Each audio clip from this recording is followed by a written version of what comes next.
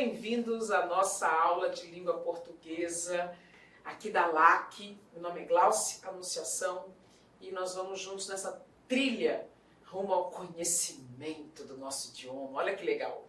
O papo de hoje é concordância verbal, parte 1, porque concordância verbal tem tanta coisa, gente, mas tanta coisa que tive que dividir essa aula em 2 momentos, tá? Vem comigo falar de concordância verbal com relação ao sujeito simples e depois nós veremos ainda nesta aula concordância verbal quando o verbo é impessoal, né? Como assim concordância verbal, Glaucio? Bom, já assistiu a nossa aula de concordância nominal? Nós observamos algumas situações que envolvem substantivos, adjetivos, pronomes, advérbios. Hoje o papo é sujeito e verbo. O verbo tem uma relação de dependência com o sujeito. O verbo vai ficar no singular ou no plural por causa do sujeito. Então inventaram um monte de regras por causa dele. Então vem cá. Quero lembrar o seguinte. Nós não vamos trazer exemplos do rodapé. Aqui nós vamos trabalhar as principais regras. A básica, né, a lógica, as exceções mais recorrentes, mas nós sabemos que existem situações esdrúxulas, e aí é um outro momento de aprofundamento disso que a gente está conversando. Então vem cá. Quando nós falamos em concordância verbal, nós precisamos desta relação. E veja bem a direção, ao sentido da seta. Não é uma seta que sai do sujeito e vai para o verbo, é uma seta que sai do verbo e vem para o sujeito, né? Você já se acostumou que nossas aulas têm essa pegada? Ela vai começar com esse quadro explicativo. Depois a gente parte para as regras. Então lembre-se. O verbo tem que concordar com o sujeito em número, ou seja, singular e plural, e pessoa, ou seja, primeira, segunda e terceira. Então é primeira, segunda, terceira do singular, primeira, segunda e terceira do plural. Beleza? Tá. Independentemente da posição que esse sujeito ocupa em relação ao verbo. Então, às vezes, porque assim, na ordem direta, a primeira palavra, o primeiro termo da oração é o sujeito. Em seguida vem o verbo. Mas isso é uma questão de estilo, né? Nós vamos dizer que a posição canônica, né, foi criado para isso. Primeiro o sujeito, depois o verbo. O problema é que nós somos pessoas estilosas. Então nós gostamos de escrever valorizando determinados termos. Eu quero trazer algumas palavras para antes do sujeito, para ficar no meio do verbo. Não, eu quero levar o sujeito para o meio do verbo, ou para o meio da frase, ou depois do verbo, ou no fim da frase. Então, por uma questão de estilo, nós não deixamos obrigatoriamente o sujeito antes do verbo. E aí, muitas vezes, por conta desse distanciamento, pode ocorrer de nós deixarmos um verbo no singular quando o sujeito está no plural ou vice-versa. Então é fundamental que, principalmente quando você estiver escrevendo, fique de olho nessa situação. Vem cá. As férias acabaram as férias. Férias, no sentido de período de descanso, é um termo plural, tá? Então, o que acabou? Perguntinha básica para achar sujeito. O que acabou? As férias, plural. Sujeito no plural, verbo no plural. Sujeito no singular, verbo no singular. Não importa onde esteja esse sujeito dentro da frase. O verbo é fiel, gente. O verbo é fidelíssimo ao sujeito. Mordi a língua. Lembrei que tem os verbinhos ali que vão pular a cerca. Não serão fiéis ao sujeito, ou ao núcleo do sujeito. Muito bem. Olhem lá. Acabaram as férias. Singular ou plural, porque o sujeito está no plural. Ok? Vejamos. Desvios comuns. Tá. Às vezes nós nos deixamos contaminar pela proximidade de palavras, nós nos perdemos do núcleo do sujeito, né? Qual é a palavra mais importante dentro do sujeito para estabelecer conexão com o verbo, e às vezes nós nos distraímos mesmo por conta de um distanciamento entre o sujeito e o verbo. Então essas são 2 das razões mais comuns para nós errarmos, né? Na verdade, a gente não fala erro, o mais adequado é dizer que é um desvio gramatical. Sujeito posposto. O que é sujeito posposto, Glaucio? Posto depois. Olhem lá. Acabou as férias. A maioria de nós fala dessa forma. Primeiro porque nós temos a mania de deixar... Mania não, mania é feio, né? Nós optamos por deixar o sujeito depois do verbo. O que vai acontecer? Esquecemos que ele é o sujeito. Fica com cara de objeto, porque é o objeto que fica depois do verbo, né? E aí o verbo não concorda com o sujeito, o verbo não concorda com o predicado, ele concorda com o sujeito. E como a gente deixou o sujeito depois do verbo e ele ficou com cara de objeto, tadã, nós deixamos o verbo no singular. Olhem lá. Então, o adequado, acabaram as férias. Outro fator determinante em desvios, né, o que facilita o cometimento do desvio, é o distanciamento do sujeito com o verbo. Olha só. Certo tipo de pessoas, principalmente quando há falta de educação financeira, são estimuladas ao consumismo. Essa frase, essa concordância está inadequada. Por quê? Quem é que é estimulado ao consumismo? As pessoas ou certo tipo? Viu? É certo tipo de pessoas. Então, o certo tipo é estimulado. Porque o núcleo do sujeito é a palavra tipo. Pessoas não é o sujeito, ele está determinado por, ele está relacionado à preposição para que juntos eles caracterizem o tipo, viu? O que é estimulado não são as pessoas em geral, é o tipo da pessoa. E aí o verbo tinha que estar no singular e o verbo ser tinha que estar no singular e o particípio do verbo estimular tinha que estar no masculino singular também, viu? Então muitas vezes nós nos deixamos levar por conta do tipo de estrutura que usamos ou pela qual optamos na construção de nossas informações, da concretização das nossas ideias. Cuide para não cometer esses desvios, ok? Se você for jornalista, piorou. Olha essa manchete aqui. Governo diz que para reduzir despesas com pessoal e cumprir planos, será realizado uma auditoria na folha. Pergunta para achar sujeito. O que será realizado? Resposta: uma auditoria. Se o sujeito está no feminino, a locução verbal tinha que ter o verbo no particípio flexionado no feminino. Aqui teria que ser, será realizada. Sujeito singular, o verbo está no singular. Mas isso não foi suficiente. Por quê? Porque isso é uma locução verbal com verbo no particípio. E o particípio, como nós estudamos na nossa aula de verbo, para estar em dúvida, vai lá estudar. Vai lá assistir a aula, tá? Como nós vimos naquele momento, o particípio, ele é uma forma nominal do verbo que tem gênero e número. Tá? Por isso que ele não é o verbo conjugado, ele é o verbo no particípio. Então aqui teria que ser auditoria. Viu? Isso aqui é de outubro de 2011, ali na Rio Grande do Norte. Não importa. Isso acontece nas melhores famílias. Ah, até na música. Mas na música nós temos licença poética por conta de função poética, né? Vamos fazer um paralelo? O jornal, ele é representante da norma culta. O jornal, ele usa a função referencial da linguagem. Na nossa aula de interpretação de texto, você vai estudar. Você vai saber o que é função referencial, mas já estamos, se você ainda não assistiu a aula, né, nós estamos já fazendo essa referência.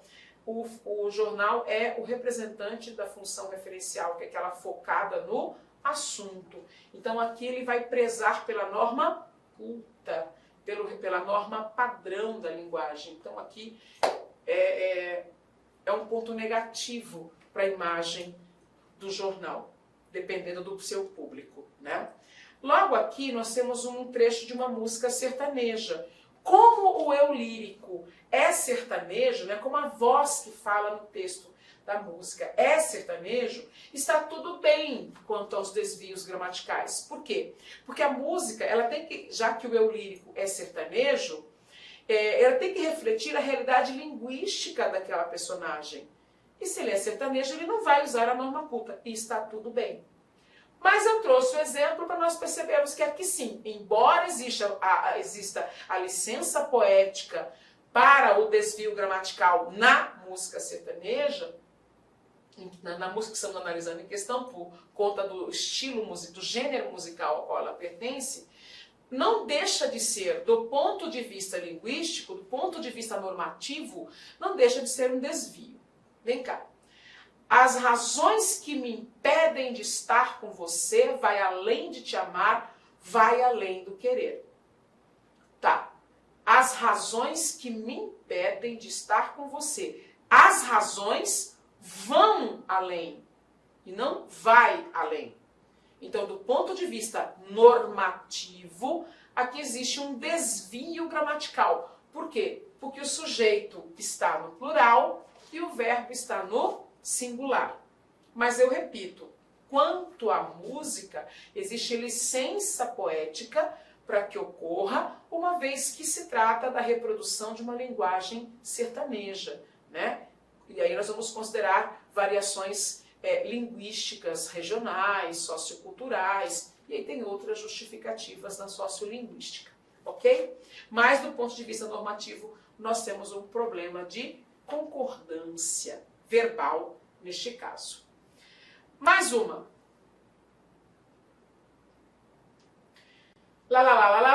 De uma rede de células em vários países europeus. Eles pertencem à comunidade árabe imigrante na França e na Bélgica, que vivem em guetos nas grandes cidades. Quem vive em guetos nas grandes cidades? A comunidade árabe imigrante. Então, por que o sujeito está no singular e o verbo está no plural? Aqui, numa primeira leitura, num primeiro momento, nós vamos dizer que existe um desvio gramatical, né, vulgarmente chamado de erro, né, em função da não concordância do verbo com o sujeito, porque o verbo está no plural e o sujeito está no singular. Tá? Olhem lá. Como diz o outro lado do futebol, a regra é clara. Vem cá. Como assim, Glaucia? Veja lá, vou preencher aqui. Núcleo do sujeito simples no singular, verbo no singular. Núcleo do sujeito simples no plural, verbo no plural. Vejamos. O evento acontecerá este mês. Núcleo do sujeito, evento. Evento no singular, acontecerá, está no singular. Alguns eventos acontecerão este mês. Núcleo do sujeito, eventos, está no plural. Acontecerão, está no plural para concordar com ele. Palestras e workshops acontecerão este mês. Sujeito, palestras e workshop. Verbo no plural, acontecerão. Então essa é a regra básica da concordância. Sujeito simples no singular, verbo no singular. Sujeito simples no plural, verbo no plural. Sujeito composto, verbo no plural. Ok? Não se esqueça disso. Bom, muito que bem, casos que merecem atenção. Olha, eu tive todo um cuidado de não escrever exceção. Porque exceção traumatiza as pessoas. Então vamos usar expressões que não traumatizam. Casos que merecem. Olha o verbo merecer, como é bom aqui. Merece atenção. Tá. Primeiro, o que eu faço quando o sujeito é uma palavra, um substantivo coletivo? Bom, exemplo, o cardume. Cardume é um substantivo coletivo porque ele é um termo que, mesmo no singular, representa um plural, porque ele é singular, mas ele é constituído por vários. Então eu tenho lá, o cardume subiu o rio. É coletivo. Se eu falo cardume, são vários peixes, mas não existe palavra alguma no plural aqui. Então eu não tenho condições de deixar o verbo no plural. o verbo vai ficar no singular. Tá? Porém, a partir do momento que eu especifico esse coletivo, e o termo que eu vou usar para especificar o coletivo está no plural, então o verbo vai ficar no singular para concordar com o núcleo, mas também poderá ficar no plural para concordar com o adjunto adnominal que estará no plural. Já estou falando que é um adjunto adnominal, não tem contestação não, tá? Então, o cardume de Pacus subiu o rio, preferencialmente, tá?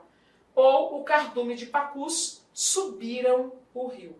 Mas, repito, isso só é válido porque cardume é coletivo, tá? O grupo saiu. Aí o grupo saíram. Não está no padrão, né?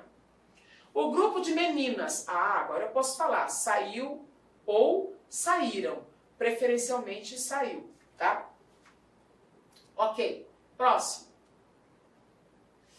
E se o coletivo for partitivo? Glaucio, presta atenção, porque, por exemplo, você que vai fazer redação precisa saber isso aqui. Grande parte dos brasileiros, a maioria dos brasileiros, uma parcela significativa da sociedade, casos desse tipo. Mesma coisa do coletivo, a mesma coisa do coletivo. Se eu tenho a determinação no plural, tanto faz. Grande parte dos brasileiros não sabe interpretar texto, concordando com a ideia de parte. Grande parte dos brasileiros não sabem interpretar textos relacionados a brasileiros. Então, as duas formas estão corretas. Entretanto, quando nós fazemos a inversão, olha lá, se nós colocarmos o predicado antes do sujeito, o predicado só vai poder concordar com a parte, com o núcleo do sujeito. Não sabe interpretar textos grande parte dos brasileiros. Ok? Fechamos. Muito bem. Mais casos. Olha essa expressão. Mais de um. Tome cuidado com essa expressão. É um caso que merece atenção. Mas por que ele merece atenção? Pelo seguinte. Quando nós temos como sujeito um termo constituído pela expressão mais de um, o que vai mandar no singular ou no plural é o numeral. Porque ele vai mostrar o adjetivo, o substantivo aqui no singular ou no plural. Então aqui é aluno. O verbo vai concordar com aluno, um aluno. Mais de um aluno faltou. Mais de 10 alunos faltaram. O verbo concorda com o substantivo, né? Singular aluno, plural alunos. Aí você fala, tá, Glaucio, mas por que isso é especial? Isso não é óbvio? É, mas tem uma pegadinha aqui. Imagine que eu tivesse escrito assim. Mais de um aluno, vírgula. Não precisa ter vírgula. E mais de um professor. E agora? Faltou ou faltaram? Então eu tenho mais de um aluno. Então aqui eu tenho aluno e professor. Eu tenho sujeito composto. Eu tenho dois núcleos. Então aqui vai ser faltaram. Viu? Mais de um aluno e mais de um professor faltaram. E ali o verbo vai ter que ficar no plural, mesmo que eu tenha o um, mais de um. Por quê? Porque eu estou somando duas expressões com mais de um. Tá? Então não se esqueçam disso. Mas isso aqui parece óbvio, né? Eu tenho eu tenho sujeito composto. Eu ainda não entendi, Glaucio, por que isso merece atenção. Tá, então este caso aqui, esse segundo caso, esse terceiro caso aqui, aliás, né? De atenção, para você chamar primeiro caso. Para de falar que é o terceiro, que é o segundo. Primeiro caso ali que vai destoar do que a gente está estudando. Existe uma situação aqui, né, a gente decora isso. Decora, aprende, mais de um é singular. Mais de dois para frente, plural. A exceção está aqui.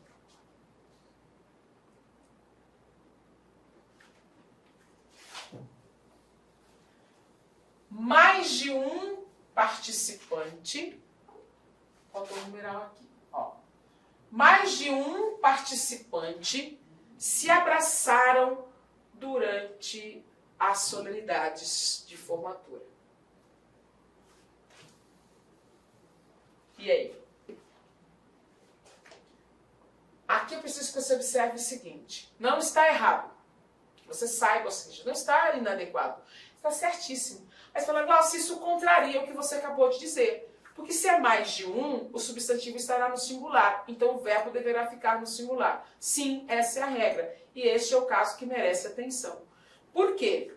Porque abraçar é um fato, é um ato recíproco. Ele indica que é um ao outro.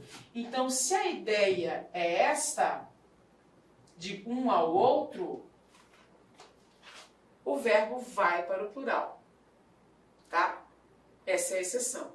Então eu falo assim, vamos criar uma situação aqui para você compreender.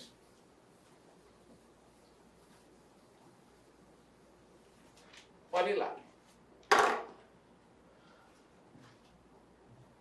Mais de um candidato se queixou da prova. Mais de um candidato se queixou da prova. Correto. Queixou concorda com a palavra candidato, que está no singular. Por que queixou? Porque queixar-se não é uma ação recíproca. Não é um ao outro. Ah, eu me queixei. Eu não queixei para o outro e o outro queixou para mim. Eu só fiz a queixa. Viu? Então aqui o verbo fica no singular com o sujeito mais de um porque não há reciprocidade. Vamos pular ali para cima. Não é ação recíproca. Agora, se eu coloco lá mais de um candidato, mais de um candidato se cumprimentou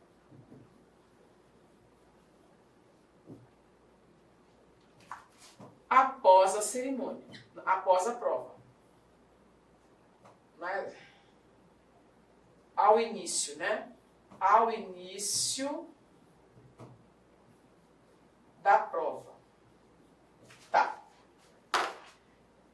Ah, mas cumprimentar é recíproco, porque é um ao outro. Sim. Se cumprimentou, é recíproco.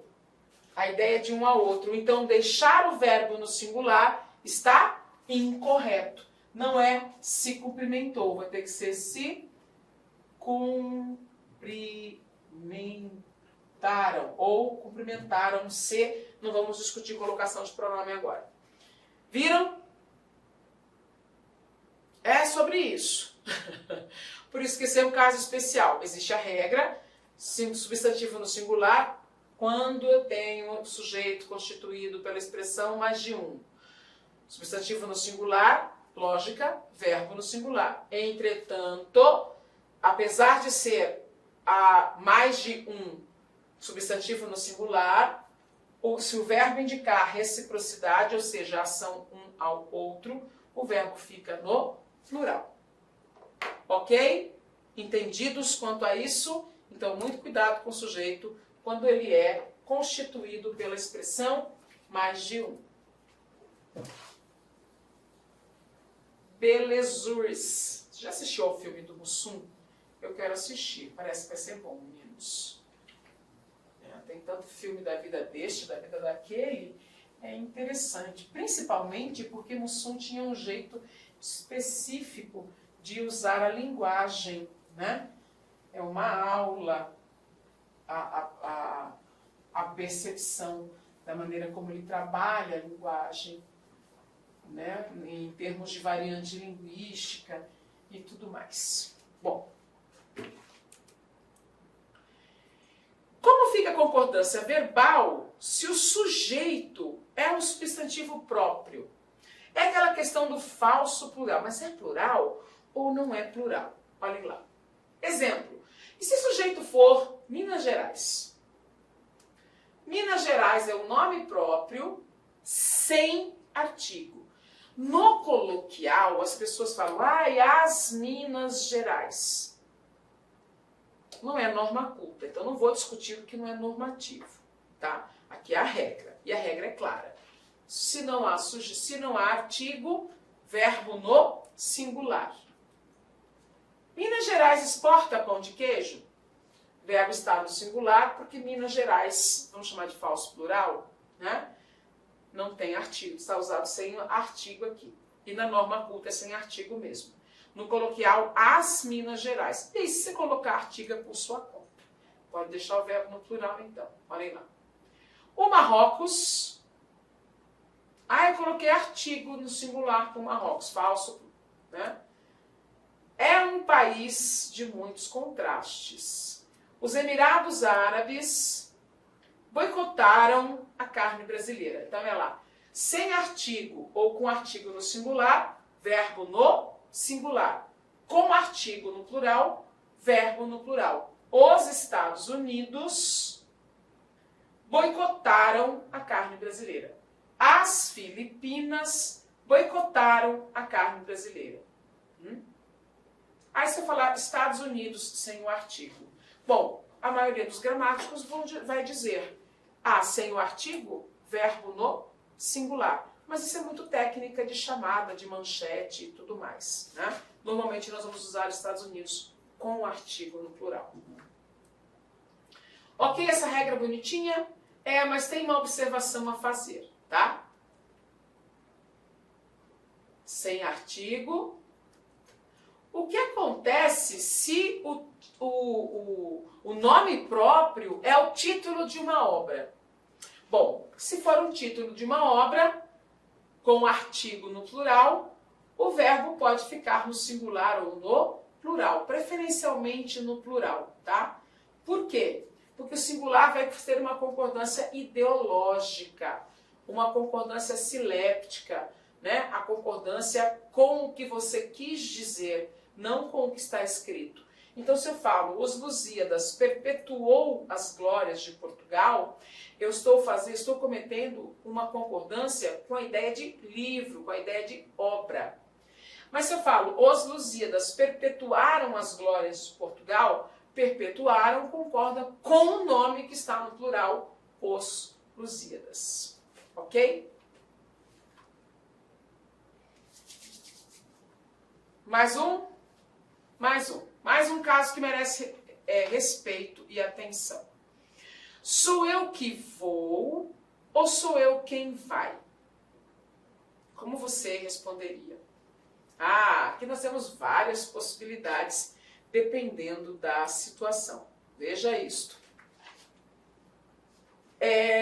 Concordância com o pronome relativo que? O verbo deve concordar com o antecedente do pronome que.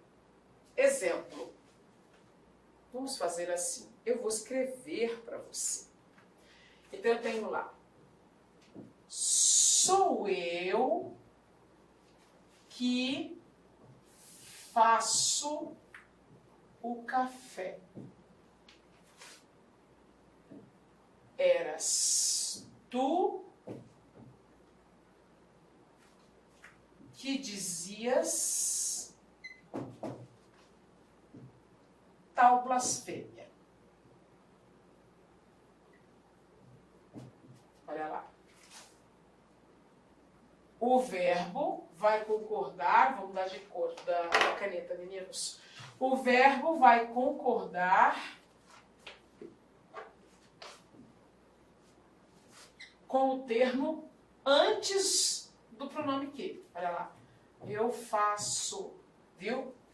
Se eu tenho que, o verbo sempre vai concordar com o termo antecedente, se na condição de sujeito aqui, né? Se que representa, o que represento eu como sujeito de faço, o que representa o tu como sujeito de dizias. Então a concordância é sempre com o termo antecedente. Ok? Por que, Glauci? Porque que é o verdadeiro pronome neutro. O que é um pronome invariável, que não concorda em gênero, que não concorda em número. Inicialmente eu peço licença para vocês, pois interrompi os seus estudos, mas olha só, essa videoaula é uma videoaula demonstrativa do nosso site lá Concursos, da nossa professora Glauci de língua portuguesa. E tem um convite especial para você. Você quer continuar assistindo essa videoaula até o final? Você quer ter o material de apoio? Mais ainda, você quer ter todo o conteúdo produzido, inclusive nós temos aí alguns módulos ministrados presencialmente pela professora Glauci. Então, clique aqui embaixo, faça sua matrícula. Nós estamos disponibilizando essa super isolada da professora Glauci. Você vai ter acesso aí a 1 ano de conteúdo e todo o material produzido por ela estará nessa isolada aqui da Lá Concursos. Então, vem comigo, vamos lá, vamos estudar. Pode ter certeza que as suas dificuldades de língua portuguesa e interpretação de textos serão sanadas. Professora top de linha. Valeu!